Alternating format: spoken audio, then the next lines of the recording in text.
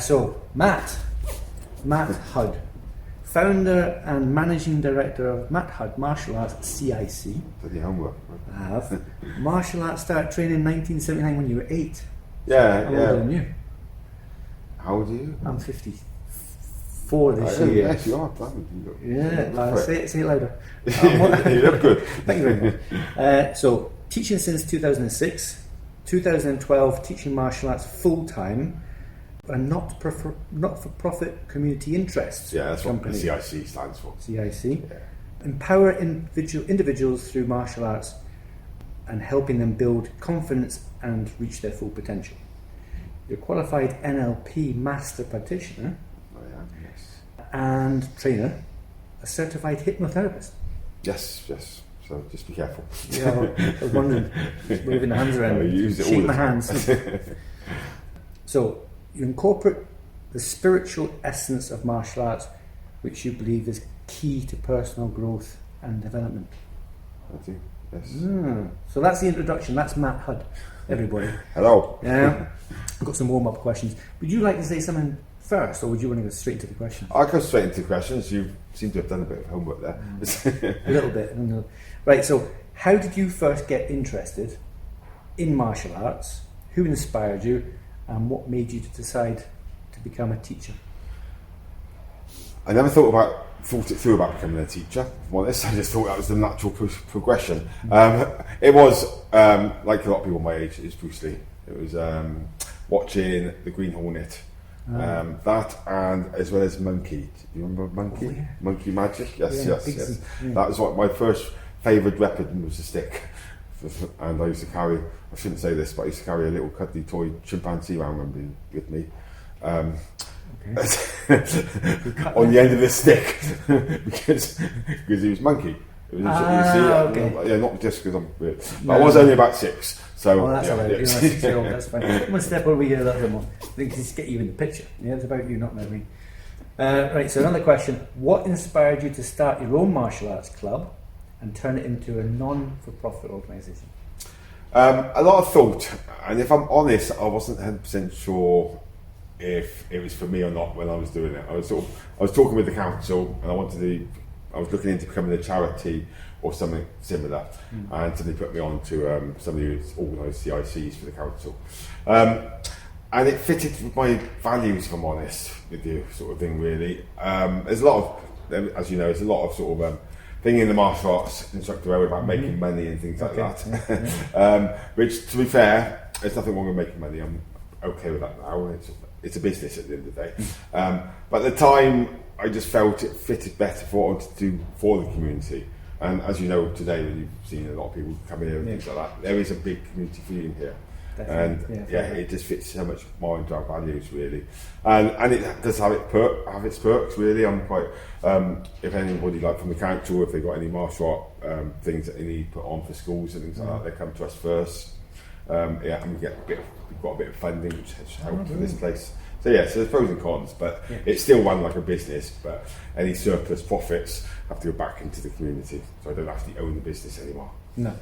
And is it quite easy to set up a CIC? No, not if I'm honest. Not if I'm honest. Once you've done it, it's a lot of paperwork, to be fair, and there's a lot of red tape you have to get through, sort of thing. But if you've got the support there, like I did, I had a lady that checked the forms, they were correct, otherwise they'd send me back. But it took me probably about 4 or 5 months, really. But it's getting all your policies and procedures in place and things like that, because everything's got to be quite transparent, and that, which is what I liked about it, really. And it has helped a lot with my own finances, if you like, because now I give myself a wage.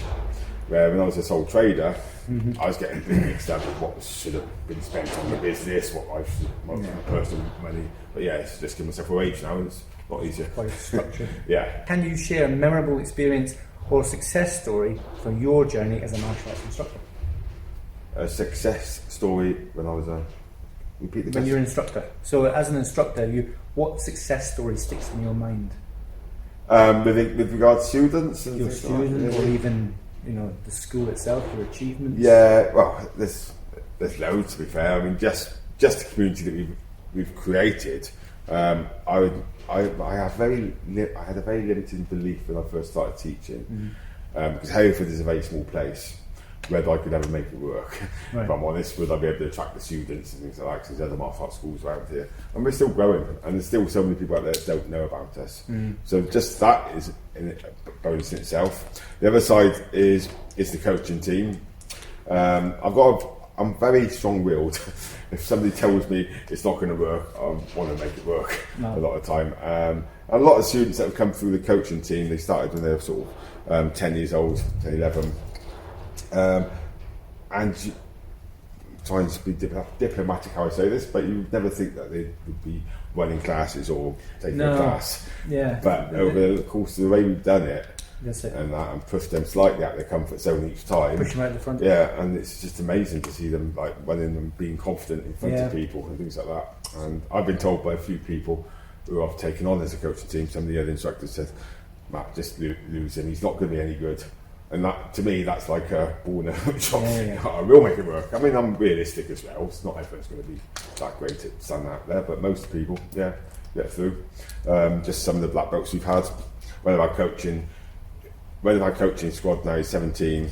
He's got his black belt in kickboxing, and he'll be our first one coming through, hopefully, in April next month. And that really, and his confidence is just, he's the sort of person that everyone looks up to be inspired to, sort of thing. Like, he's never like that when he's younger. How do you find teaching kids their enthusiasm and motivation and their resilience? You've got to make it fun, and you've got to get the parents on your side, I would say. Most of the time, when I'm teaching the kids and giving them words of wisdom, they're all great for the kids. They're taking them on internally, but they want fun. So you bring it into it little bit by little bit, like you have little mat chats, then you get into the exciting stuff all the time. But most of my mat chats and the words of wisdom are addressed to their parents at the end of the day. You're not speaking to the kids. And that, in its turn, the kids are getting a lot of benefit from it. The parents are seeing why it's so useful to bring the kids here. If the parents are on your side, then you'll be in half the battle, I think, really. Yeah. You're going to lose kids. Not everyone's going to make it and move through the ranks. The good thing here, we haven't got a conveyor belt of going through the grades. We do hold grades every 2 months, but that's because we're so busy and it makes the grades smaller. But we've got kids here that have failed gradings or haven't taken a grading for a long time because they're not quite ready, and whether they will be. But they're still here.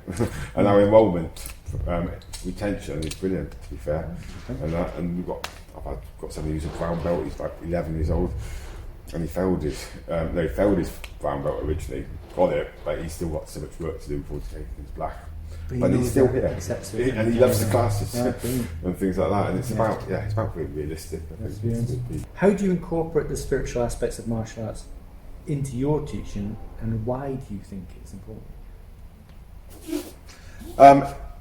It depends what you call spiritual as well, really. Loosely speaking. To me, the mind, really, and how we work is so much more important than our physical abilities, if you like, or just as important and not more important. As we do, definitely with the Tai Chi, the Silat that I've recently qualified in teaching, has got a lot of spiritual essence. There's a lot of focus in on the ego, basically. Who's the ego? I grudge putting my belt on nowadays. And that's all ego related. The only reason I do is because I want my students to, so it's like I will lead by example. But controlling the ego is what life's about, and becoming aware of your body, aware of your thoughts, aware of your, which leads into the martial aspect, aware of your opponent, aware of your surroundings and things like that. And I think the key to life is being aware, and we are spiritual beings. We are full of energy. And I think if you don't go down that route, you're missing a big thing in martial arts. To me. And right from the word go with the kids, we still do, normally at the end, but occasionally at the beginning, we still do 10 seconds of silence. So they start to get, and they love it. They really look forward to that. We don't do it. Why don't we do it? It's like, and they don't fully understand what they're doing. No. But the fact that I'm getting them to sit still and notice things around them, but don't get distracted by it and things like that.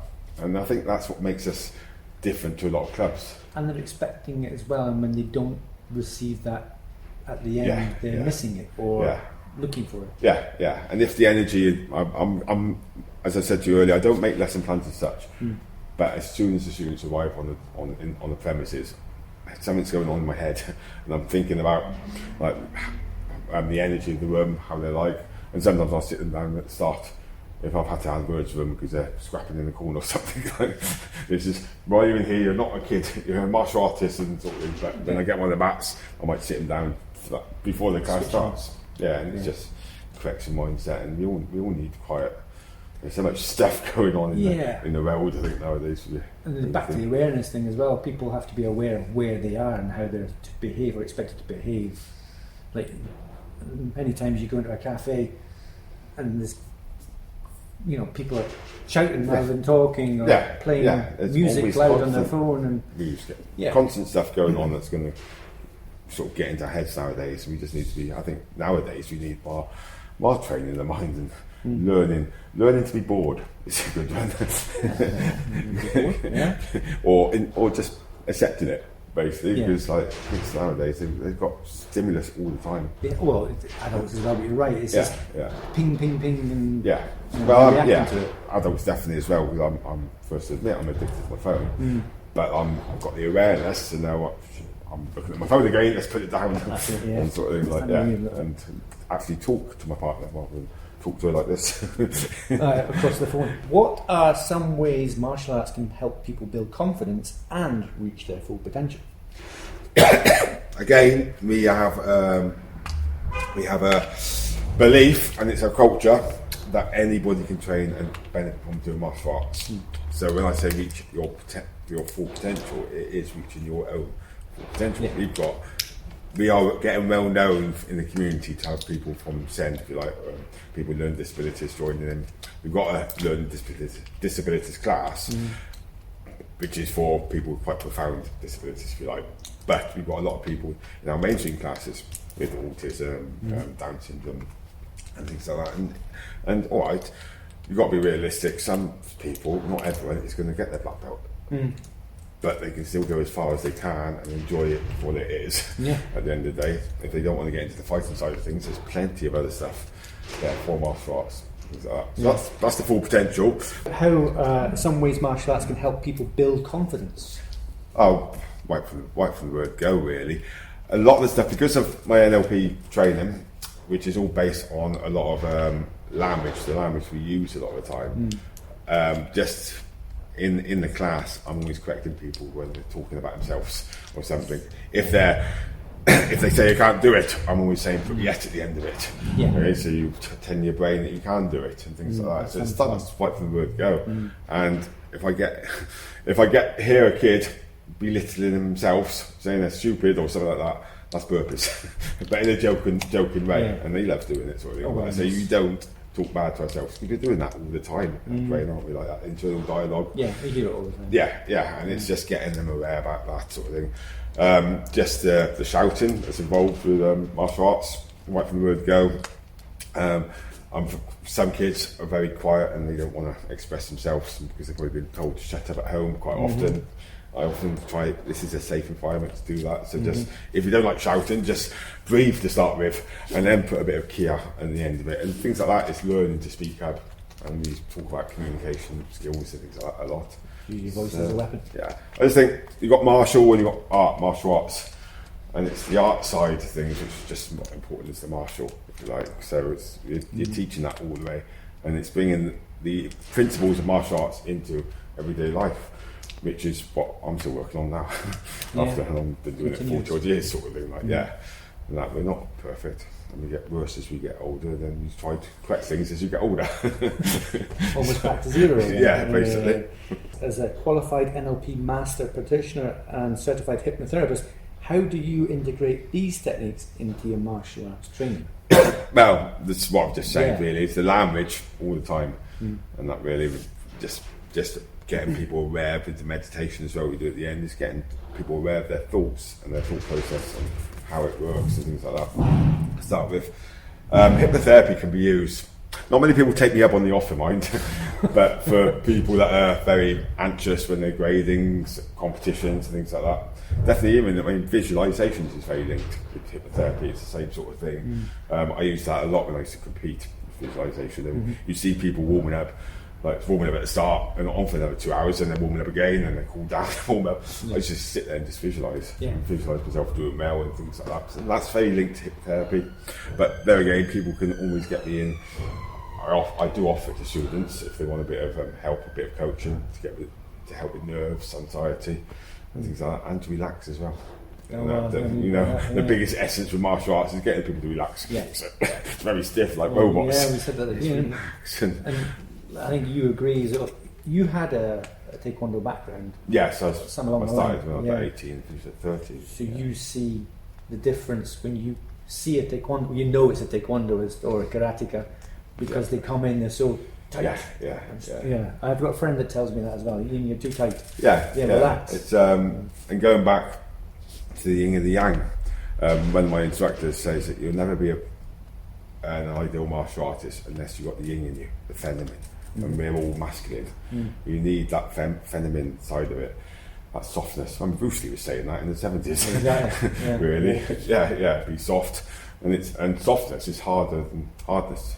Or stronger, if you like. Goes back to the water thing again because it penetrates rock. Yeah, exactly. And not like a laser, is it? Yeah, there's a reason in the army that they teach you to be pitching chest like this, and it's all yang, isn't it? Because they want them to go out there fighting. But you need to be. Steve Rowe is one of his favourite quotes is soft front, hard back, and it's about being nice to people and a soft front, but hard back as well. So you've got it there to back it up if you need it. Things like that. So that's the art side, taking it into life. You see. But I'm still trying to master it. Yeah, we all are. Yeah, and today's world as well is different now. We can get triggered by so many things. And I don't mean nastily. I mean just even the phone, even an electronic device, it can trigger us. Yeah. My computer. Or someone writing something stupid on printer's Facebook. not playing up, or something.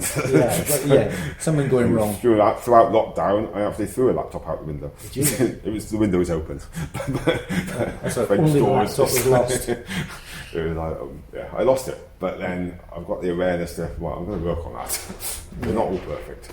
No, you took that as a lesson. Yeah. What advice would you give to someone who's just starting their martial arts journey? Shop around. I always say shop around. I don't believe it is the martial art. I probably have an opinion that some are better than others, but really at the end of the day it's the instructor, I think, really, and how he's teaching it. Really, because a lot of martial arts, they're traditional. They're meant for the battlefields years ago, and they haven't modernised, which is fine. A lot of our style that we teach, you've got the classical side, but it depends what you want it for. If you want to learn self-defence, you've got to be realistic with what happens in the street, and that really. Same as the grappling side of things, really. A lot of that sport and things like that. So you wouldn't want to be grappling, putting people in arm bars on the floor if you're teaching self-defence, because multiple opponents, you get somebody banging on the head. So it's being realistic with what you want. Find out what your outcomes are, whether if you want to do it for the sport, self-defence, or just learn traditional martial arts, and shopping around, finding the right instructor for yourself, really. And don't be fighting to change. That's what I find a lot of people, definitely the more experienced martial artists, the hardest thing I had to do, and I'm not knocking you here, Ian, at all. No. Hardest thing I had to do was quit taekwondo to start doing kung fu, because I'd got to first dan and there was a lot of ego involved and things like that, and would I want to start again? That's why I've got a lot of respect for you today, coming down here and training under other people, something totally new to yourself, and it's like being a beginner again. Love it. And that's what we want. You need to feel like a beginner, I think. So for beginners, just shop around, make sure you've got the right environment. The people makes a big difference. I always say, if you're looking for the instructor, seeing if they're a good instructor, look at their senior students. And and then you'll sort of get a gauge. And so I train under Steve Rowe quite a lot in the Tai Chi, and always top students, you can tell that they know what they're doing. You can feel it as soon as you challenge to them, you know that they got it. And if I look at the students, top senior students, you'll be able to tell what the instructor's like, things like that, really. But don't be fighting to say no, it's not for you. and move on. So you don't regret moving from Taekwondo. Would you have liked to have kept it up on this, not on the side, but just as well as, or you're glad it's gone?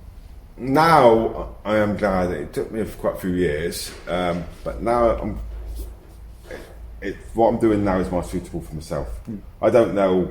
I can't really answer that question honestly because I'm not doing it. But I know a lot of the stuff I'm doing, because my hips are pretty dodgy, is from bad stretching in the 80s. Yeah. When you've got people, not learning how to kick in a mindful way. And a lot of the kicks that's been brought on, I find, is mainly just my opinion and a bit of research. A lot of the kicks that are in martial arts now were never in them years ago. They've been adapted for the sport and things like that. Yeah. I'm not going to say the style, but yeah. Yes. And like you look at Tai Chi, and it's only got about 3 kicks in it, and they have more making sure your hips are aligned and things like that. Really. So I think it's the training side. What I'm doing now suits me because I can still kick. I mean, we do a lot of floor work and that, and I kick better on the floor than I've ever kicked. And that because it's quite it's a bit like yoga on the floor, but martial sort of thing. Yeah, you have to get your position right to kick. When you're in the floor. Yeah, definitely. And it suits me what I'm doing now. Really, that's all I can say. Really, so I did love Taekwondo, and I do knock it a little bit. That might be the instructor that I had. Sort of thing. I think that's a norm for Taekwondo. Yeah. If they have left or if they've moved organisations, they will have something to say about that last. But it got me my basics. But when I started the kickboxing, which was just after that, or towards the end of it, I had to learn to keep my hands up and things like that. And that's really, and I was never taught that sort of thing when I was doing it. No. And that, again, that could have been my instructor. There was not really living in Hereford, not that at that time in the 80s, there wasn't that many clubs around, and I didn't drive and travel like I do now.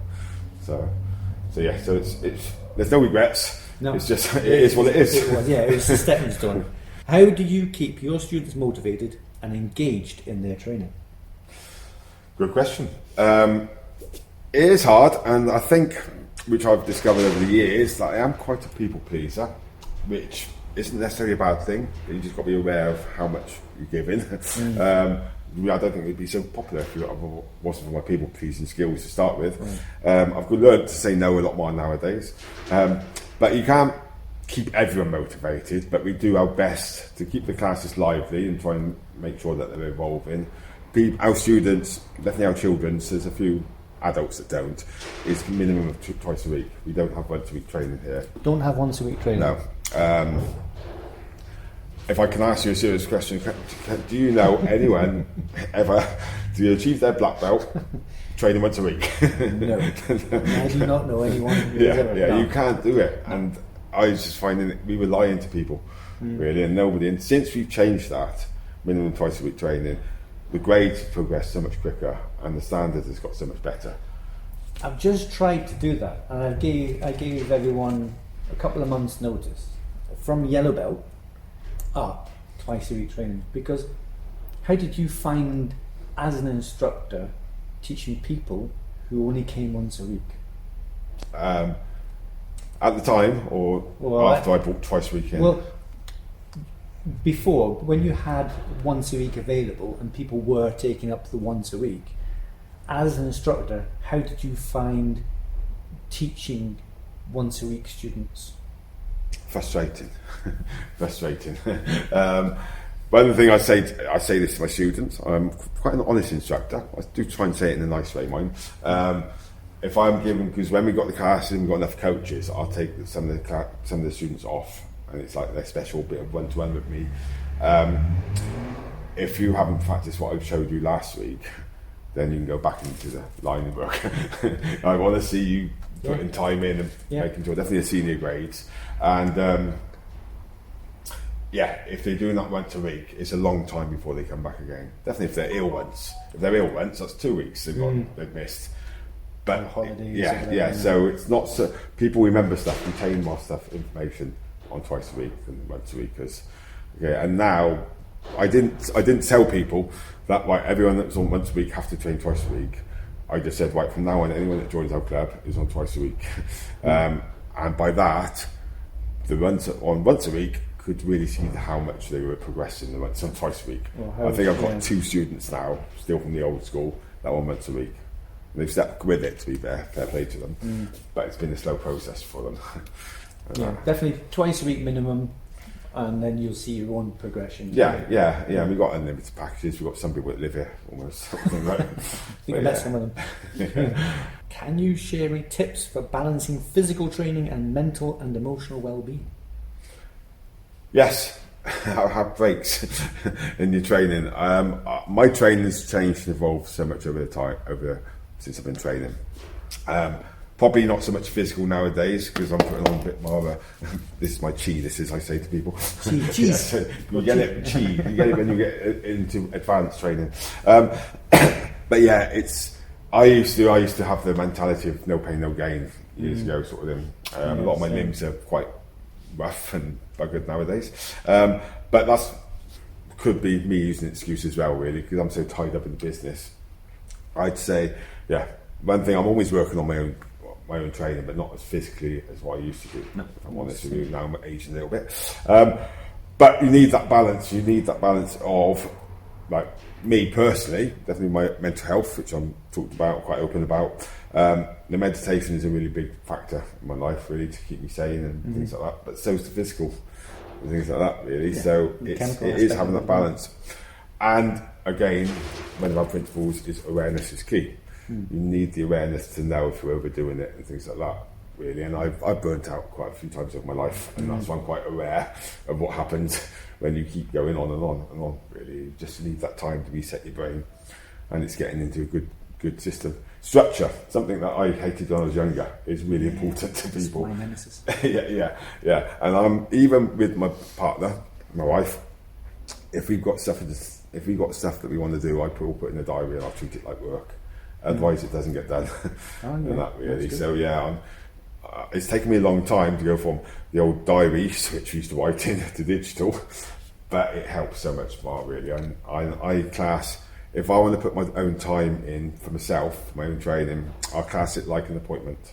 And that really, like, if you were ringing me up and booking one-to-one, I'd be there. So I try and do the same. I do try and do the same. And again, I'm not perfect. I let things go a little bit and then I get back to it and things like that. But it's working. Work in progress is my favourite word. I heard it a few times today. That was a good one. Yeah, I like it. What are your future goals or aspirations for your martial arts organisation? My main focus is to not work quite so much. And concentrate more on my own self. I mean, I want to write a book one day. I want to write a book. I want to do a podcast as well. I've got lots of other projects that I want to do, as well as my own training. And my biggest weakness at the moment is that I'm still working quite a lot in the business itself and taking a lot more classes. I'm never going to stop teaching, ever. I'll say that at the moment. But I'd like to just teach the classes that I want to and make sure that they're covered well. I mean, we're getting a good coaching team up and running, to be fair. And it's getting easier. I'm having a bit more time off now. But yeah, I'm married, I've got grandkids. I want to spend a bit of time with them as well and enjoy life as I'm getting older, really. So that's my main dream. But for the centre itself, a lot of people go into franchising and things like that, which I'm not really keen on, to be fair.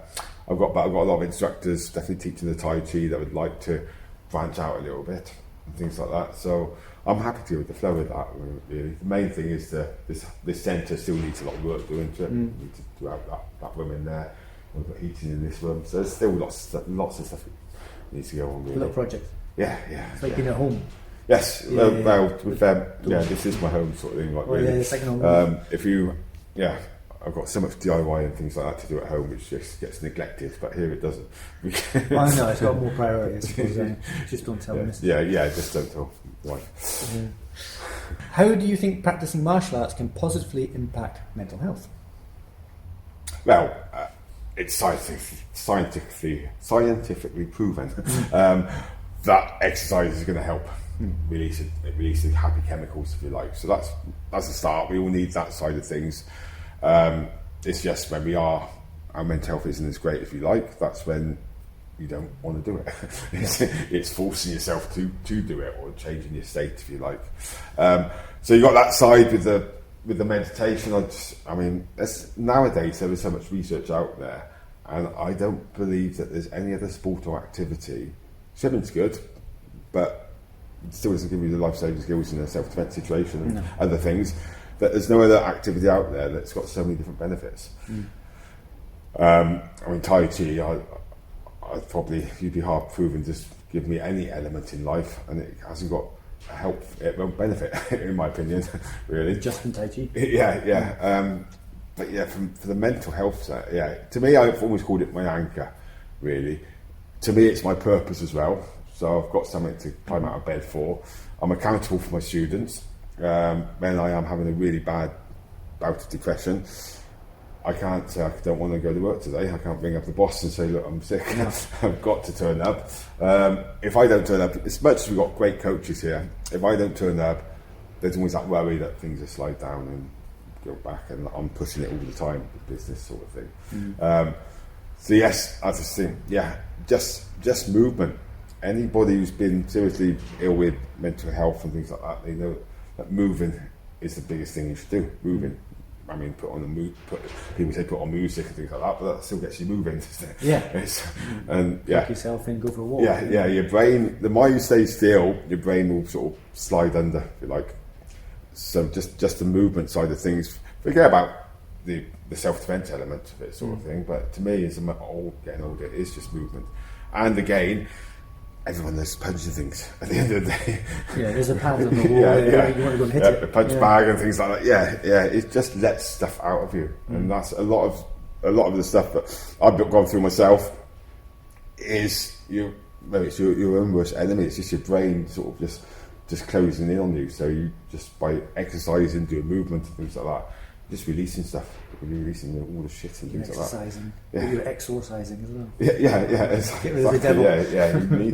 You need to. And maybe I've made myself again accountable to be here, sort of thing, like really. So I haven't got the option of sort of sitting in self-pity, if you like.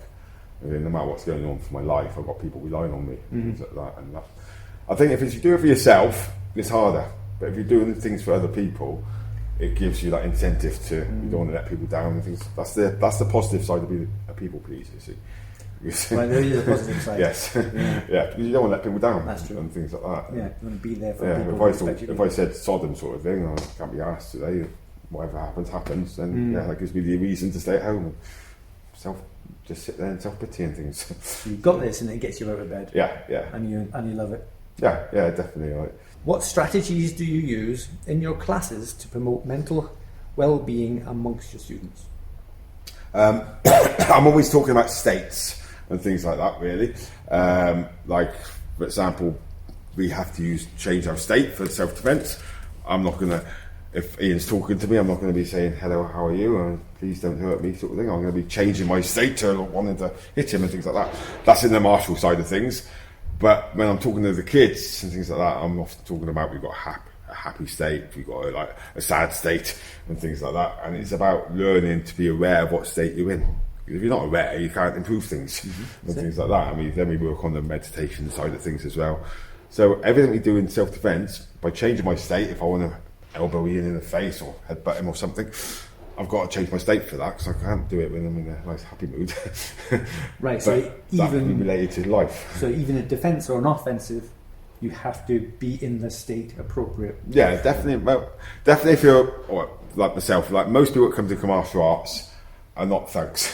They're nice people that want to either gain confidence and things like that. So a lot of the times they're not used to changing that state into somebody that they need to be, like an animal if you need to be. If you're going to, I don't know, take my dogs away from me, sort of thing, I'm going to change my state instantly. I'm not going to let you do that. Yeah. So it's learning to be able to do that without the stimulus, if you like.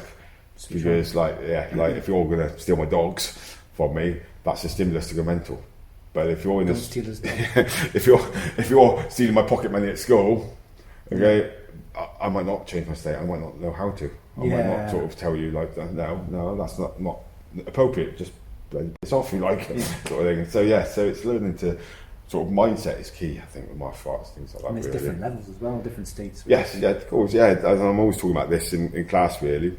Obviously, if I'm doing competition, like we used to do a lot of point fighting years ago, I need a different state for that, compared to if I want to rip your head off, isn't it? I don't want to be doing point fighting and having that state on me. I want to be, but I still need that competitive state. I don't want to be too passive and things like this. I need to be able to be switched on. So it's the same as really talking to your wife. You need a different state to be in, depending on what's going on there. So yes, and I think that's valuable, really, learning that sort of side of things. How important do you think it is for martial arts instructors to address mental health issues with their students? Yeah, I think it's well, I mean, nowadays people are talking about mental health a lot more, but there's still a big stigma. Definitely as people get older, definitely it's going back to the masculine, the ego side of things. Women do a lot of talking. I don't want to sound sexist or anything there, but they do talk a lot more than blokes. They talk better. Yeah. And we're very silent people and keep it on in ourselves and things like that. And I think the more we talk about it, people accept it's okay to talk about it. Sort of thing. Obviously, I'm not one. I mean, not myself. If I'm feeling down and things like that, I'm not going to just go into the shop and start talking to the receptionist or whatever about my depression and things like that. I pick the right people, and that's really important. And I did have a bit of a burnout last year, one of the worst ones I've had for a long time, sort of thing. And I had to find the right person to talk to. And at the time, I couldn't even, bless her, she knows about it all now, I couldn't even talk to my wife because she was too close. No. But I found the right person, and after I just cried, and I just needed a good cry and sort of get back together and things like that, really. So it's finding the right person, because not everyone wants to hear your problems, but you need to find that person that you can trust, really. And I think talking about it in class, I think for most of my students, I'm hoping that I can be a nasty instructor if I want to be. Definitely when people go for their senior grades. But I also want them to be able to trust me and be able to talk to me if things are going on, and things like that. And sometimes you cannot talk to your parents if things are going on. So we were sort of in an indirect way. I mean, that's what Sifu means, isn't it? Sort of thing, father-like figure at the end of the day. So yeah, we are. And we've got a lot of responsibility for them kids. And we can talk to them a lot more than what their parents can. Because I remember when I was about 14, I'd never talk to my mum and dad about anything. No. Yeah.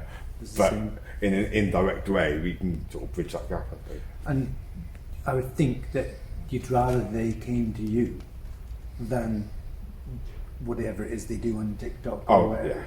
Get advice on TikTok. Yes. Yeah, and that's another thing, really. Social media side of things, and that we live in a different world nowadays, really. I mean, they know more about social media than what I do, sort of thing, TikTok and things. But it can be a savage. I've gone viral a few times on TikTok, and the comments I've had is just unbelievable, really. Just because people don't understand. No. And that, really. And that's from me. So these kids, they get it all the time, cyberbullying and things like that. I think it's really important. Really, that's another benefit of martial arts, really, is getting people off that side of things and communicating. Get off the computer and come to martial arts classes. As someone who advocates for mental health awareness, what advice would you give to someone who may be struggling? Like adults and kids, maybe do both. I would say my first reaction to that is to say find somebody to talk to, but that's not always that easy. No. There are plenty, and this is another thing, really. And sometimes I might get told off saying stuff like this, but there's no excuse nowadays. I don't think all you have to do with Google and things like that. It's not hard to find support centres, people that are non-biased, whatever, with Samaritans and people like that. There's plenty of helps and support out there, and it's finding that, really. And most of the time, when we are suffering with poor mental health, you don't want to do it. That's it. You're sunk. You don't want to pick yourself up. And this is something I've got into trouble with in the past. It is the most selfish illness you can have, because obviously you're just thinking about yourself a lot of the time. Okay, that's why people who submit suicide going to the far extreme. They're not thinking about the people who've left behind. No. It's because they can't cope with it. And I'm not saying it's the coward's way out at all, because you have to be very brave to do stuff like that. But you need to be able to talk to people and find something out. And it's like, stop thinking about yourself, just do it. And most of the time we're so stuck up here. Yeah. And that really, it's reaching out to the, and if you haven't got nobody to reach out to, there's plenty of support groups out there.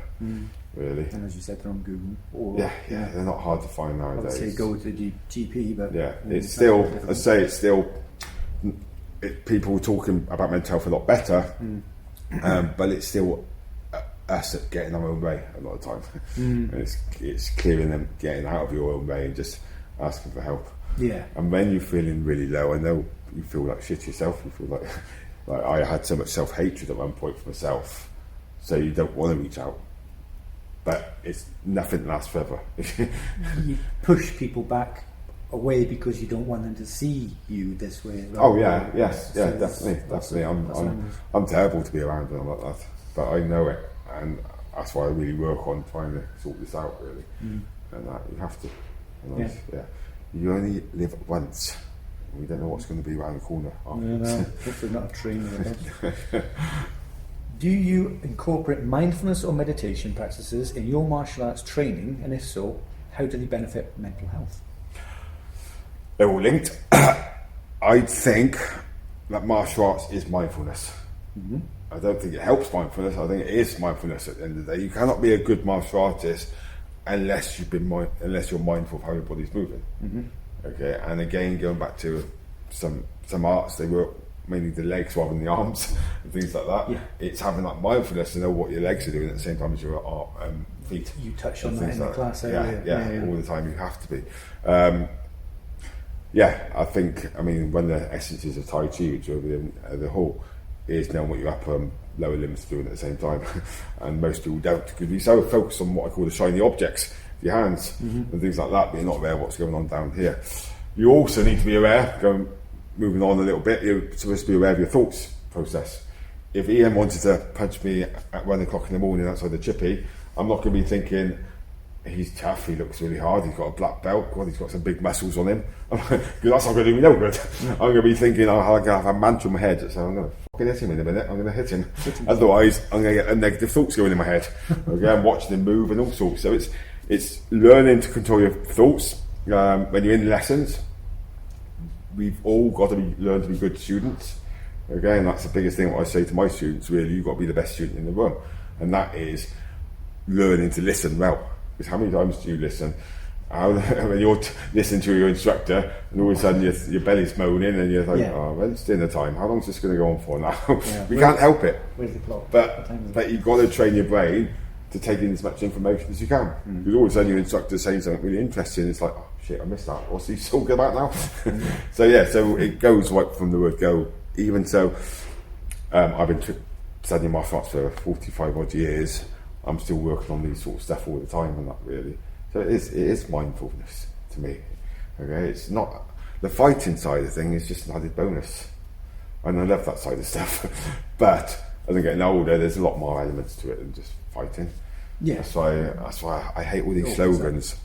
Keep it real, okay, and things like that, and that wouldn't work in the street. Fuck yeah, does it matter? No. Yeah, you get Facebook, the keyboard warriors. And you get someone demonstrating it's demonstration. Yes, it's a drill. It's a drill. And no, it's not meant to work on the UFC. No, but it's working in the drill, and they're practicing in a drill. Would it work in the street? Well, we don't know until it happens. Yeah. And you cannot plan stuff that goes on in the street. That's why in Silat we got the very short forms, they're called duros and things like that. And they last for literally 30 seconds or so. But it's the way they're done, they're supposed to be chaotic and replica what would happen in a street fight.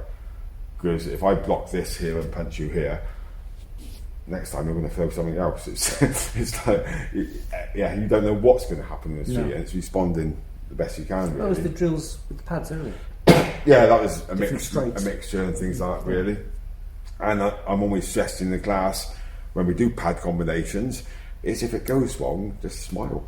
Don't get pent up and frustrated about it. Because if I aim for you and hit you, I'm thinking I'm going to hit you in the street, and you suddenly move, or somebody else jumps on my back or something, it all goes pear-shaped. It's like Mike Tyson's old quote. What was that? Everyone's got a plan until they get punched in the face, and it's so true. Mind you, he's going to punch him in the face. What role do you think physical activity like martial arts plays in managing stress and anxiety? We kind of covered it already. Yes. Again, my favourite principle. Awareness is key. So everything goes back, that's what I'm saying to you earlier, really. Everything does go back to the principles, really. if you haven't got the awareness, you're not going to be aware of how stressed you are to begin with. We all carry stress. How many times when I sit and then when I do meditation, my meditation practice is not as good as I'd like it to be. Okay, I do miss out some sessions, but every night when I get home, I'll sit down in a certain chair and just notice the stress and the tension I've got in my shoulders, and I'll just let it go. And we're carrying this all the time with us. And again, awareness. You watch people when they first learn martial arts, their shoulders can be up like this. And it's just learning to relax, and that's the same stress really.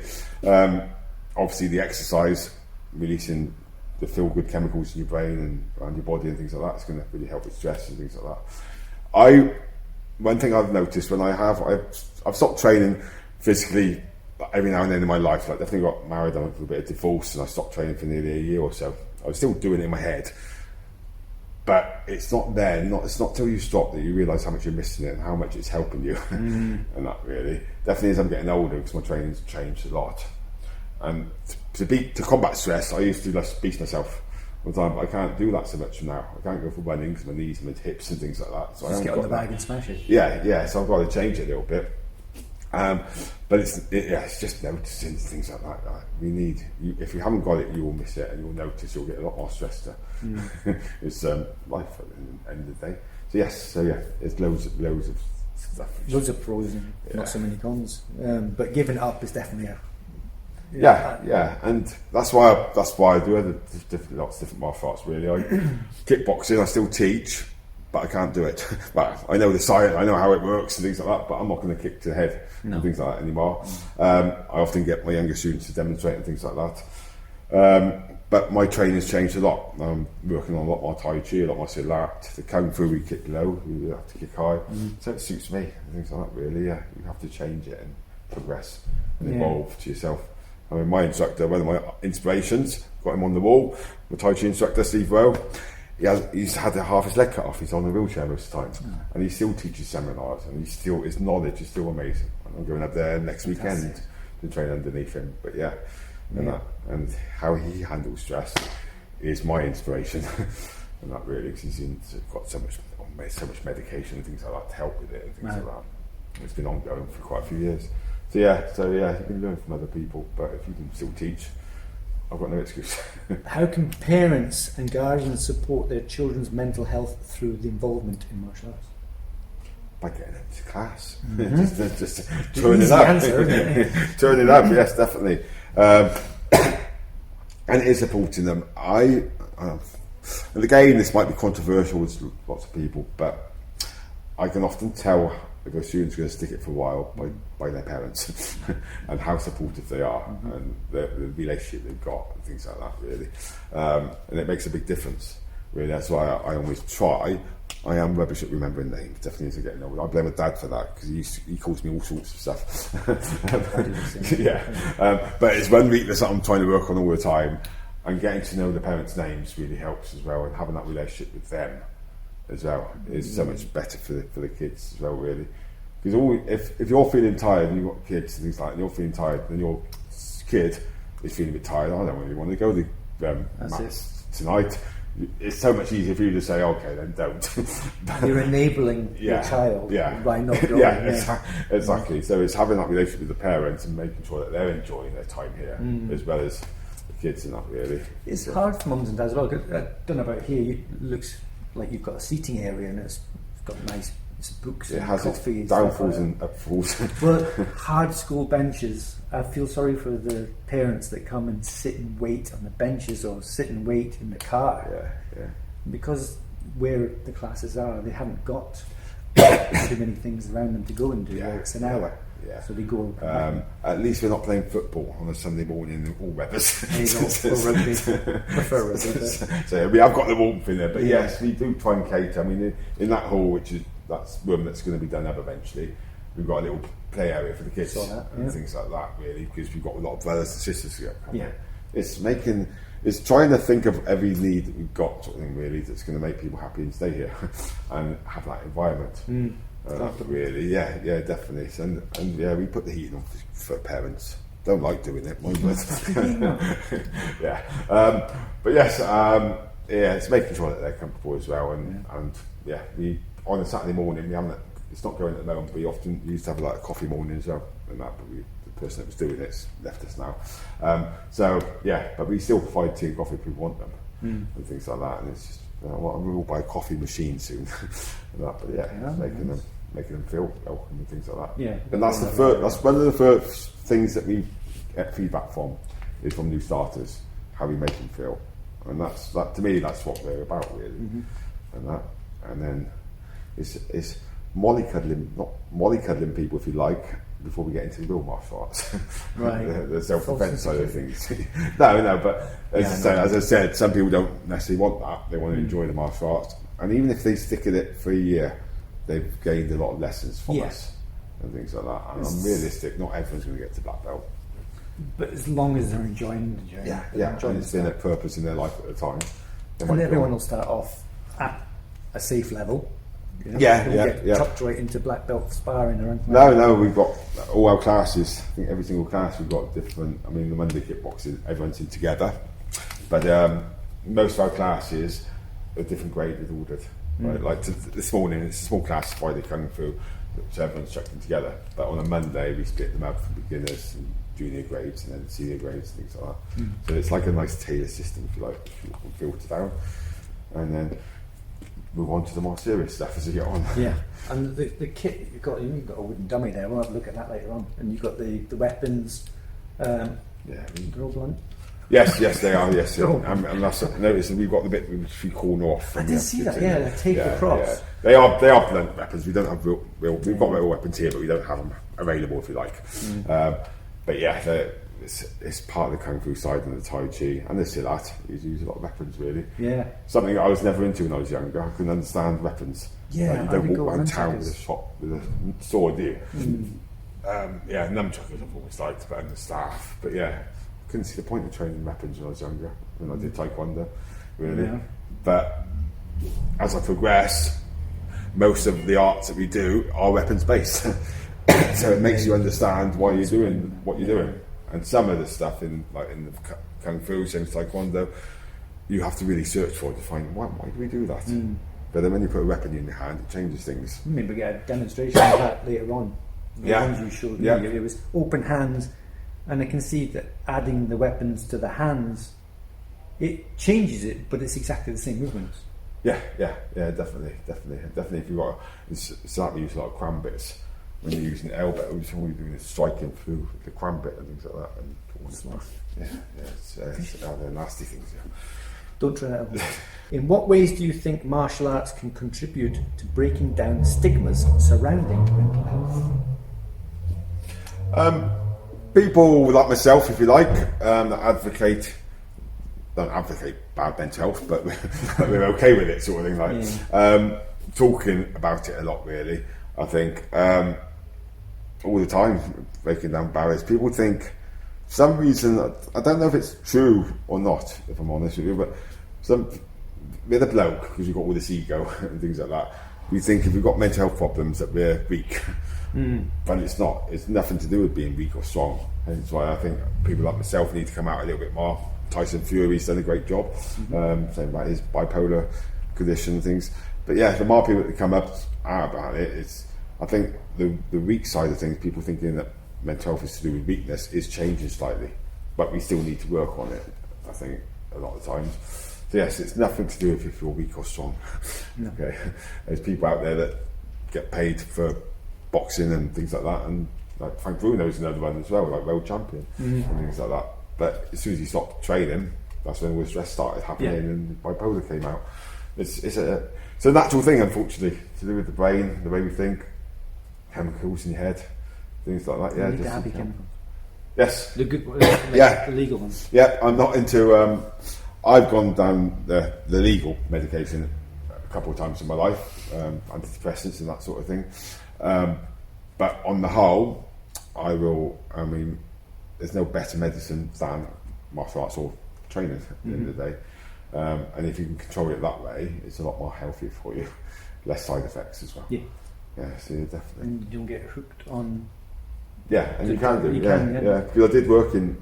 That's what one of my stories is really, in 1996, that's when I had my first nervous breakdown. I ended up in the mental health unit, and 10 years after that I was actually working in mental health in the same unit. And so that's what I always wanted to do, really, was get into mental health. That's when I started university. I just realised that's not for me. I want to just do martial arts. But I'm glad I did it, and I've got a lot of experience after working with people with lots of different mental health problems as well, sort of thing. Like, so, You're kind of you're in that arena anyway, even though you haven't gone into it directly. That's what I've that's the way I look at things, really. How do you manage to keep the old school values of martial arts while also keeping up with how things are changing in the world? Wow, this has changed a lot since as I've got older. I think I'm going back to being old school a lot more now than what I used to. I feel I'm the same. Because I think we all need old school values. I'm not going to name any organisation, but I've worked in a lot of schools recently, and I'm shocked. Put it like politely, I'm shocked by the lack of discipline, the way that the teachers are being taught, the lack of control the teachers have. I suppose my parents used to say about the old Bobby that used to slap around the head. Yeah. It's that sort of thing, like, really. I think we need martial art traditional values in people's lives, really. There's nothing wrong with being a bit respectful and learning that. I mean, even in class now, I banned the word what. If I'm saying something and a student says what, I ban that. I ban stuff from the coaches as well, which they can't say as well. It's done in a fun way. But I just think that's just respectful of just what, that sort of thing, like, really. So right from the word go is when you bow on the mats, it represents respect. But I also say it represents being grateful to be. I mean, where else can you go and you can practice breaking people's arms and things like that on a human being? You can't. Other people, my Silat instructor often says, other people that don't do this just probably think we're mad if we say they do this in our spare time, learn to punch people and things like that. It is crazy if you think about it. But it's about learning to be grateful and things like that to your partners. Yeah. And that etiquette side of things, I think I'm bringing in a lot more now, because when I did Taekwondo, that's something that I really appreciate about it. It was very traditional, very military sort of stuff, and I liked that when I was younger. Was there, and after a while, I think I lost that a little bit in the classes, but I brought it back big time, and it's making a big difference. And the students, my little students, do it. Bow to me more times than I think about bowing nowadays. They're coming. They remind you. They do. I'm sat in the office, and they come in the office and they're bow to me before leaving and things like that. And it's that. I don't think there's nothing wrong with it, really. And I think the parents know that and they like it, really. And that's, I think we need it. Because it's in respect, it's something you'll teach from day one. Yes, definitely. And that's why they have beginners lessons, and then we keep the first people. The first belt we do after the white belt, which is what you get originally, is the red belt, and we keep the whites and the red belts together, because after they pass their first grading, it's the red belt's responsibility, if you like, to help the other ones out and to teach them, and they're not allowed into the blue belt class until we think they've got the right respect, the right attitude in class and things like that. It doesn't always work like that, but most of the time it is, and we're noticing the way they filter in through the classes. They know that they've got to be at that level before getting in, and it gives them something to look up to and aspire to. You know what I mean? Not just the next belt they're going for; it's the next classification of environment. One thing that I say in class, which sounds a bit rude to start with or shocking, I often say to the kids that I don't care how good their martial arts are. I don't care how good you can kick or punch. What I do care about is your attitude in class, and that's going to get you good. If you've got the right attitude. Muhammad Ali used to say that about boxing. It's not about how good you are, it's about your mindset and how hard you train and things like that. And I say that because I certainly wasn't a natural when I was younger. No. I was always a person who was picked last at school and things like that and made to feel really stupid and things. But I was determined. And I used to go to the classes and get beaten up and go back for some reason. Our classes aren't like that. We haven't learned a lesson yet. We should go back for more. During your transition from martial arts training to running a successful business, what challenges did you face and how did you overcome them? Putting on many different hats. One of our dreams, as a martial art instructor, most martial art instructors' dreams is to have their own dojo or queen or centre. without actually thinking it through, without actually knowing what goes on behind the scenes and things like that. That is one of my biggest changes, if you like. Is I was all right when I got this place. I was working on my own. It was nice and quiet here. Nobody interfered with what I was doing or anything then. But I was burning myself out again. I was realising I had too many students for myself, so I took on another instructor. That's when things started changing, because I could still run the place how I wanted to when I was on my own. Mm-hmm. Now, if I'm on my own, I can be a right miserable git. It's okay. because there's nobody to watch you and be around. But since I've taken on staff, because I've got three, say altogether 4 full-time staff here now, and that's taken on new hats. Mm-hmm. I'm having to learn to be a manager and a leader now, and I'm noticing if I've got bad faults, it trickles down all the way through their staff and team and things like that. And consistency. I'm not the best at being consistent, because I'm very, a bit like you, I think. I'm very all over the place, my brain is. Fireworks. Yeah, I'm thinking like this, thinking like that. And that's the way I work. But it's no good for my team, because they want to know where they stand. And that's what I'm really learning a lot, really. I've got to be consistent. I've got to be the person that they're looking up to and following. And that's been my biggest change in myself. And I'm still working at it. As a team, though, each person then has got to try and adapt, or at least accept how the other person is. Yes. And work, their strengths and weaknesses. Yeah. Going back to martial arts, is learn to be tolerant of each other, and you've got to bring that into your life and working team as well. And that, no matter how popular you are or how many friends you have, there's always going to be somebody that's pissing you off, no matter where you are. Yeah. But that's not normally them. It's normally to do with you.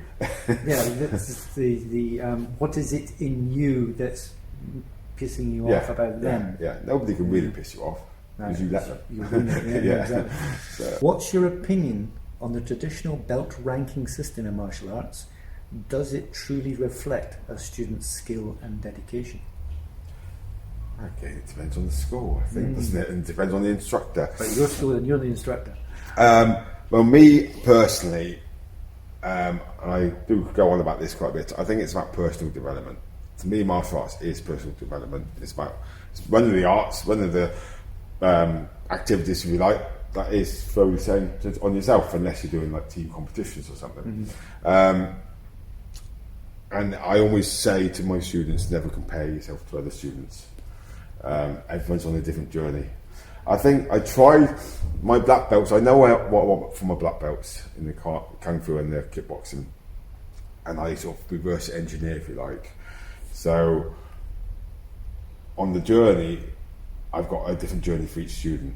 It's hard work in my brain, that is, but I literally do know each student's strengths and weaknesses and things like that. So it's how far they've come. So the end result when you get to black belt should be roughly the same what we're looking for. Okay, and I'll be honest, if you can get to purple belt, and that, unless you're going to commit even more or work harder at it, then you won't make brown belt. I'll tell them. I'll be honest, like sort of thing, like really. So the standard will change all the way, but the brown and black belts should be roughly the same, in my opinion. And nowadays, I mean, our yellow belt is quite high up. You've got yellow, purple, brown, and then before going to black. In a lot of styles, that's the second belt. Yeah. So it's only really the purple, brown, and blacks that when people, the public, come in, they know that they're quite high. Yeah, high up. Yeah. Okay. We are the words what people often use nowadays at McDojo. We do hold grades every 2 months, as I said before, but that's only because we've got so many students, and they know we actually hand out envelopes for people to grade to stop people expecting that they're allowed to grade. So what's in the envelope? An invitation. So they get invited to grade. If they're eligible. Yeah. And when they get to orange belt with the kids, we give out tags as well. So they've got 3 stages to stop them moving too fast. Yeah. Because it's not hard. Our syllabus isn't hard till you get to that green belt. I mean, for your first belt, the only kick you need is a front kick. And that's it. You don't do turning kicks or side kicks, it's just a front kick. But there's other stuff. There's other stuff as well, yeah.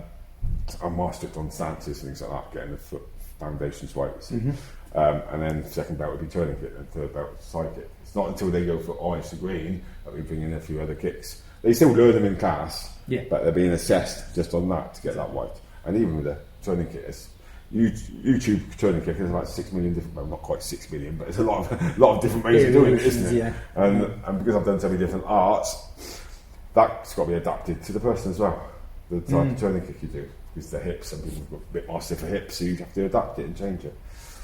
Yeah, and each. Yeah, exactly. Yeah, so yeah, it's all different. So yeah, I think I try and stay out of, if you like, dishing other schools or anything like that and saying about standard. I think you need to look at the senior grades and things like that, really. And it's relevant. It's got to be appropriate for that person. Okay, I run an inclusive learning disabilities kung fu class. We haven't got a black belt in there yet. We've got a purple belt in it. Who's got their purple belt? Are they ever going to be as good as somebody fully abled? But their journey has been like a lot more challenging than anybody else. Yeah. So it's all relevant. I think it's subjective. Definitely. And it's my main concern is when they get to black belt that they have the confidence to be able to stand up to themselves and get themselves out of sticky situations. At the end of the day, not do a massive tornado spinning, sort of back kick and things like that. That might not ever be. You're looking for quality, obviously, so they can pass the grade, but not really until brown and black. Are you looking for absolute quality, or there's still? I'm looking for improvement. Improvement, really. This might be making it hard work for myself. Every grading that I do, that's why we like small gradings, I will give you a mark. I will write down notes. And I've been to gradings myself, been graded, and there's been like 30, 40 students. They brought somebody down who doesn't know us from somewhere else. He's supposed to have assessed us, and he hasn't even looked at what I'm doing. No, he's looking at his coffee his pennies. And I never want to be like that. And people respect it, that they will get a mark and they'll be told what they didn't do so good on, what they did good on. And that needs to be improved for the next time. Okay, so it is, as I said, it's individual progression. And that's hard work for myself. I've got quicker at it as I've been doing it. Yeah, there was a lot of writing, remembering. Hence why we do grades every 2 months, so I can have not so many people to do it. But dojo and grading every 2 months, I don't see the connection. Go and tell me. I've belonged to some associations in the past, and I've learned a lot from it. But it's taken people 18 months to get a black belt, because they grade people every 2 months, and all they're worried about is getting people on their teaching system, and getting through people to black belt, so they can start teaching for them and giving them money, and it's a franchise, things like that. Yeah. Which I'm not saying all franchises like that at all. It was just a bad experience on my part, really. Yeah. And they were graded every 2 months. They graded every 2 months, and then when they got to I think it was brown, it was 6 months from brown to black. And if you calculate that out, it is 18 months, is the quickest time you could have done your grading in. Which to me didn't need to fight either. Again, it was kickboxing at the time, and kickboxing is fighting. The word kickboxing is a ring. It's fighting. So that's all there is to it. Well, I mean, I've got a syllabus for kickboxing, but ultimately you're preparing to fight. It's maybe the sports side of things, but it is still. Hence why I changed mine to Chinese kickboxing, because we've got a lot more self-defense into it and things like that. You changed mine. So that's why I say when I say grading every 2 months, I always word it like that, because people think, I'm grading people every 2 months. No, not at all. You have to grade. There is a grading. Yes. I think because I was the same. I mean, 2 months was a grading every 2 months, and people may or may not grade. And I was worried that I was in a dojo. But now you've explained it. There are gradings, but not everybody will. No, not at all. Not at all. Some people have to wait a long time. As I said, I am quite a harsh instructor in that way. I want people to grade and feel proud of the grade they are. And I don't care if that's red belt, white belt, or orange belt, or whatever. Really, definitely. So it's got to be hard, but not impossible, but hard. They've got to be pushed, and every single student will be pushed differently. Yeah. Because our black belt, as I said, lasts for a week, and it's a hell of a journey, but I would grade you differently than I'd grade like a 16-year-old. But I'd still push you. and so you wouldn't know what to expect either. That's it. There is the syllabus, but there's an element of surprise in you'll have an additional. Oh yeah. That's why thing it's to do or done. whatever. Yeah, that's why it's done every week. You get a timetable, but it's a very vague timetable. You don't know the answers. You don't know the questions. Right? Yeah, but yeah. the questions will be relevant to what you should know. Yeah, and it's all. Yeah, I think that's what it should be like. Really, I think life is full of surprises, ups and downs, and things like that. Yeah. And it is an up and down roller coaster. And that you do the fitness test. You do a fitness test with every grading. And that's done on the Monday, the first day. So if they don't pass that, they don't carry on. Fitness test is on a Monday. How long does a grading last? If someone's going for their purple belt or the yellow belt? That depends on the person really. But I've had people that come here from Mark, you spoke earlier, and he's never seen gradings as hard as what we do. But that's just good from his experience. My gradings, if you like, is something I'm proud. I think I've got 10. I've done probably 10 black belt gradings in my life, and some of them have been like Jeff Thompson, did Boomer, which was over 2 days for 14 hours. Jeff Thompson was about 4 hours, but it was just dead hardcore. I've done a grading for 6 hours, and the kickboxing, which was pretty hard, and then I've done a kung fu grading which was 55 minutes, and I felt afterwards, is that it? So I've got quite a lot of experience of different varieties of gradings, and I've sort of immersed them all into sort of what I feel is best and acceptable to be past the black belt. To me, a black belt means like a degree, basically. That's why in a lot of arts it might be dans, but in kung fu and Chinese martial arts it's degrees. Yeah. And a degree, it's at university, you would not get by just turning up once a week and not getting stressed, and not putting yourself through it. Yeah. And it's just like it's like a degree basically, but in martial arts you can start getting paid for it if you want to and things like that. So it should be hard work, but not impossible. Depends on the person. So yes. And do you do any history, the questions? Is there a syllabus or a part of the theory? You can take one as theory. I just don't know how you might name it, but theory is a series of questions about the history or the geography or particular techniques or. Yeah, well, ours, and I'm honest about this again, our system is a bit of a hybrid system. It's a bit of everything that I've ever studied over my time. So, and that's why I say we run our classes on principles as well, because it's so much easier. And hopefully you're understanding why I sort of say principles a lot, because it always every technique comes back to principle based. And like Thomas, for example, is doing his first degree grading this next month. He's got to teach 2 classes. He's got to do a seminar on Saturday for the kung fu class. He's got a 1,500 word essay that he's got to give me, which has to be about anything on the syllabus, if you like. It could be on a principle, it could be on a form, but basically it's got to be like wording the book like that. And then he's got the practical side of things as well.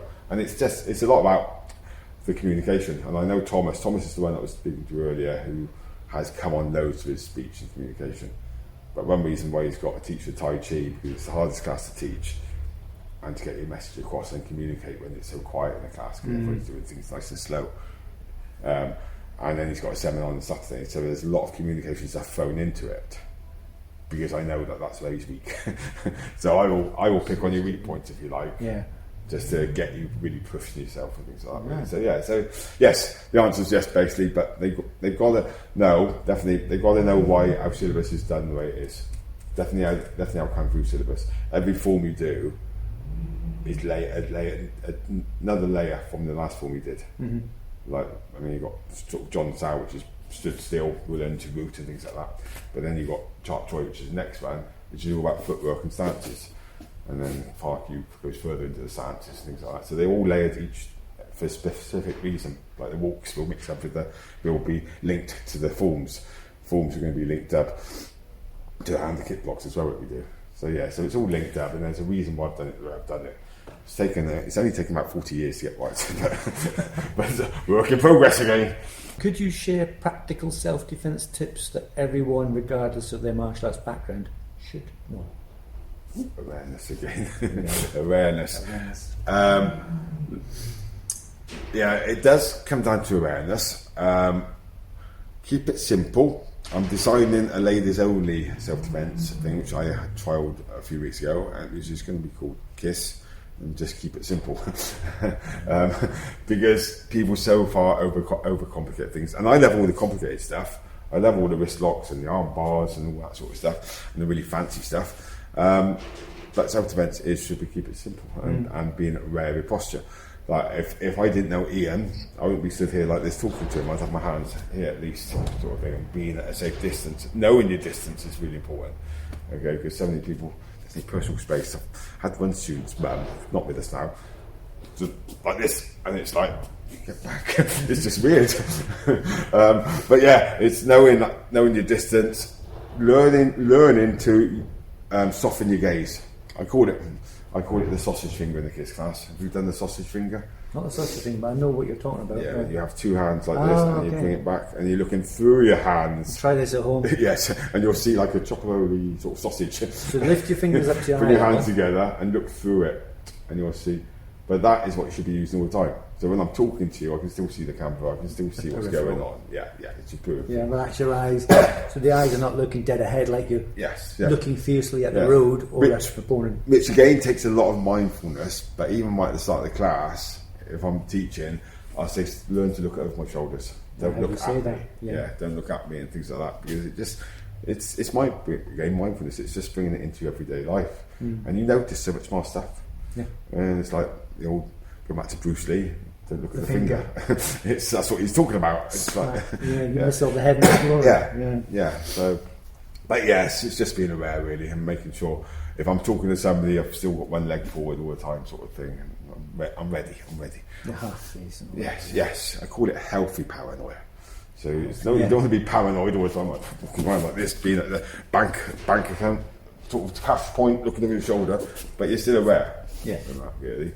So, yes. Do you believe competition is essential for martial arts growth, or can it sometimes hinder a student's progress? That's a good question, because my opinion's probably changed on that a lot. It helps. It definitely helps. I think people get too fixed on, if you don't compete, that you'll never be a good martial artist and things like that. I did, when I competed, I probably entered continuous runs. The rest of it was just point fighting, and I love point fighting because to me it's a psychology behind movement, and you're reading body language all the time, sort of thing, and it's like speed, timing, and all that helps. But I would argue that mindset is the most important thing in a self-defense situation. Looking at the freeze, the flight, and the fight response. Basically, you're shitting yourself. It's easy to be able to train your self-defense, all your fancy moves in the gym, isn't it? When you're out in the street at running in the morning, and that takes the biggest training. Unless you're students and you're encouraging them to actually go out there and pick fights on the street to get used to fighting, it's which is not what we do. It's very hard to pressure test that. So you can only pressure test it. We do pressure test stuff, definitely going for black belt and things like that. But it's hard to do it realistically without hurting people. Yeah. And I don't want my students to hurt. I'm going to lose money and they're going to be off training and things like that. So we try and pressure test it as much as we can. But I think mindset is so much more important. And I suppose competitions help with the mindset, because you have to change your mindset, really. You can't go into a competition thinking you're going to lose. No. So it does link up. I wouldn't say it's a must, if I'm honest with you. A lot of people might disagree with me with that. But I did, as I said, I competed for quite a long time, and I did taekwondo and kickboxing.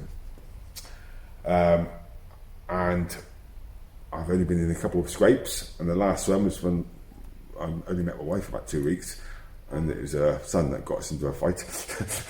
And I wouldn't say that the competition stuff helped, but the mindset stuff did, and the stuff I did with Jeff Thompson helped more than anything. Yeah, I 100% agree. It's what you can summon up at the moment. Yes. That's going to make you survive. That feeling, which people leave far too late and they get banged. That feeling about the moment just before you're going to make a decision to hit somebody. I teach a lot of preemption rather than wait to be attacked. And doing that takes guts. It takes a lot of mindset power and things like that. What happens if it goes wrong? What happens if it moves? What happens if it doesn't work? Okay, there's loads of stuff that could be going through your head. And that's why I say about that mantra that I use all the time. So yes, you need, I would say mindset is more important, but it all links up together. What's your views on the commercialisation of martial arts? Is it diluting the essence of traditional practice? Yes and no. I don't believe it needs to dilute. You don't need to dilute your standards to make a good business run. It's probably easier if you do dilute your standards and just let anybody come in and give them black belts and please people all the time. It's probably a lot easier that way. And it's probably more challenging by keeping your standards good. But on the other day, definitely time. I think time and consistency really helps getting a good reputation and that. Because I don't think Alfie Lewis really worries about who he brings into his class, but he's got some bloody good students and he teaches them like old school. So I don't think it does. I don't think you need to dilute your stuff. I mean, I certainly haven't. I do cater for people, probably more than what I would have done the way I was taught in the 80s, things like that. If I taught my classes like we used to train in the 80s, you'd probably have about 5 students at the total. So you do have to. We have diluted stuff then, but as I keep saying, the end result is more important. And I want people to benefit and enjoy martial arts, and you have to cater for that.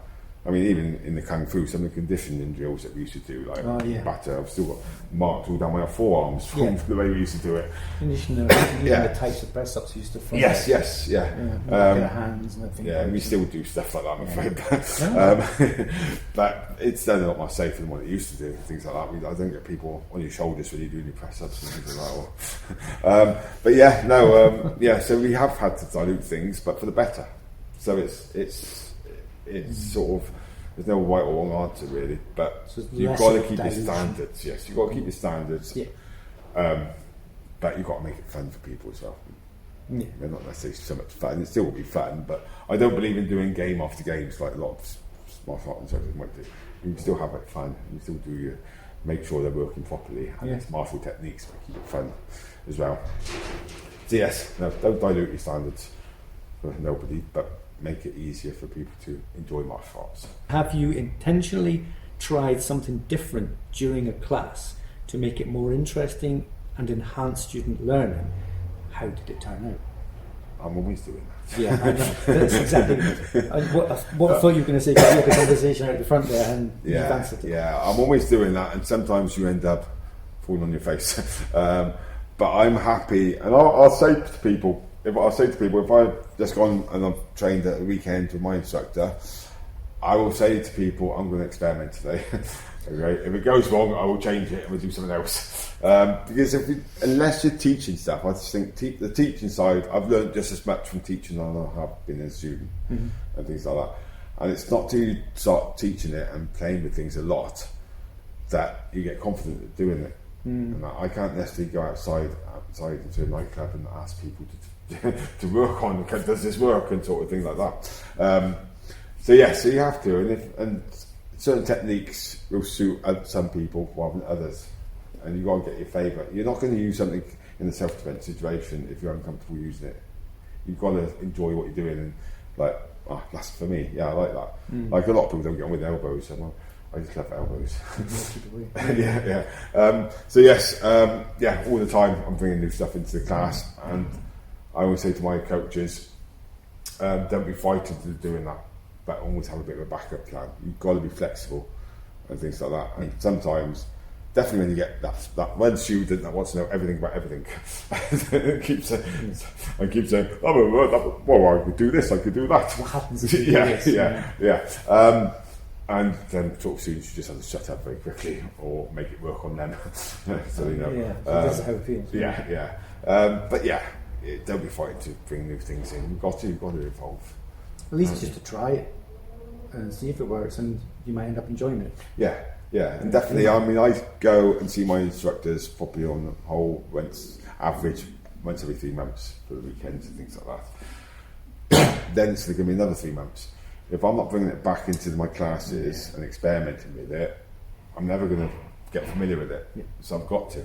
And yeah, that's when I really annoy my instructors and my students, because I'm bringing new stuff into it and it's like, what's that? It's like, but yeah, this is what I'm playing with now, and it's like different. I'll explain why. Yeah. Most of the stuff I bring back in, they love it, they enjoy it, and they see the reasons for doing it. I won't teach nothing that I don't understand or starting to understand. What kind of yourself? Yeah, definitely. Apart from, I still teach tornado kicks and things like that. I can't do that anymore, but I'll get somebody else to demonstrate. I understand. I always say, like, once off track a little bit. Yeah, swimming coaches don't swim. They still tell you how to swim. It's like Muhammad Ali's coach wasn't better than what he was. It's like, you can still be a good coach and not have to do stuff. Right. And that's, well, again, going back to Steve, who can't do his kicks and things like that. He's a brilliant instructor. So yes, you can still teach and not do it, but you've got to understand it. That's the main thing. And if I'm learning stuff, that's why some stuff I'm learning off Steve, I still haven't brought into the class yet, because I don't fully understand it, and I'm not going to look a tip by being a fool and teach something I'm not fully understanding. Yeah. So yeah, you ask a question you won't know. Yeah, exactly. So, unless I say I'm experimenting. So bear with me with this. Works. So that's the sort of thing I do with my seniors, and not really. Yeah, always look credible with beginning students. That's what I was always told. Okay, until they trust you and until they know how good you are. So my instructor drills this into me. Only show your weaknesses to the people that know what you've got. Yeah, and they've been here for a long time. They know that you're experimenting, and they know you're fallible. Yeah, exactly. Well, not invincible. Yeah. So when you get new people in, they want to see that you know what you know. Imagine a scenario where the traditional martial arts hierarchy and belt system no longer exist. How would you redefine success, mastery, and progress in martial arts without relying on coloured belts or ranks? I've actually thought about this, because they don't have belts necessarily in Silat. They don't have belts in Tai Chi. They have sort of ranks in Silat, but in Tai Chi, because as you know, well, we don't know for definite, but we assume that belts come through to please the rest of us and ego and things like that. The only thing I would say with not having belts, it doesn't help the instructor knowing what level people are at. Yeah, that's what teaching you today. Yeah. It's like, I'm always asking people to forget their belt and I'll tell them to let me know first, obviously. And then I'll ask, what grade are you? Because I've got 200 odd students. I'm not going to remember every single student's grade. It helps for that benefit. But for example, when we do sparring and people forget their belts, I say, don't worry about it. You don't need a belt for sparring, right? Because just because you're a brown belt, I could be a white belt, I could still kick your ass. Sometimes it's just it's all subjective, isn't it? They help the instructor, but it would be a lot more interesting, to be fair, if they didn't have belts. If you know what I mean? You'd lose the ego so much. The ego, isn't it? Yeah, and that's what martial arts is all about, really, is losing that side of things. It'd be interesting, but it would be harder to teach. I think you'd need... Well, you should be able to tell what standard your students are when they're doing stuff anyway. So it would be an interesting call. And I'd be up for giving it a go. Take the belts off. I've done it before. Go into the class and write everyone take the belts off. But everybody knows everybody, so everybody knows what grade you are. But it's interesting to see how much they want to be on the front rank. Yes. Until they get to the front rank, and then the next person go in instead of them. But especially the kids, they've got to run up to the front. And then they jostle for position. If they're both red, who got the red first? No, definitely. And that's something I'm really trying to get straight on, is having grade order. Because I know you do it in Taekwondo, and I let it go for a while. But now I've started really bringing it back. Yeah. And you do get all... Definitely, there was 2 blue belts, so it's only our second belt, really, second coloured belt. And they always used to go at the back. Oh, the sun's going. They always used to go at the back. But now I've brought that in again and got a lot more strict with it. They hate it. they want to be at the back. Yeah. But I say you've got to earn your position in there. And sometimes you get the purple belts getting a bit cocky because they're at the back, sort of thing, like. And then I'll change it around. I'll bring them at the front, just to sort of say, look, it's not about power. it's like you're there for a reason. You're there to look at other people to see how well they're doing and help people out. Yeah, keep them in line if there's kids, but help with techniques and yeah, you can see what's going on at the back. But sometimes I'll change it around. Sometimes anyway, I'll put the seniors at the front just because they can be copied then from the juniors and things like that. But it's a good idea to, I think, start with junior grade, new grades. It's good to have them at the front so they can see what's going on a bit more. And you have a bit more of a sort of chat with them and joke and that. Yeah. But yeah, an interesting thought. I'll give it a go. Yeah. Very good.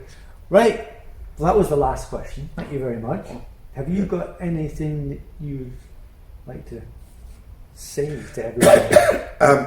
No, just your question I thought was really good, to be fair. It's really made me think, and it's good to sort of, just like certain stuff that I've been doing for ages to think about and see, like, why do I do it like that?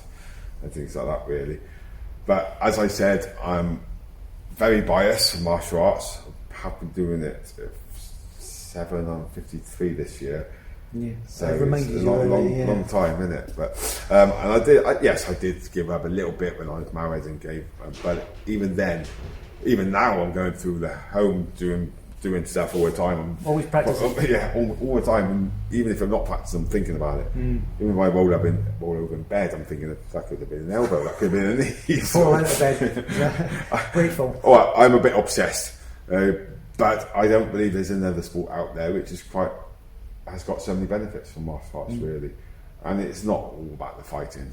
Yes, I think that's a great part of it because you're testing to be put under pressure and things like that, really.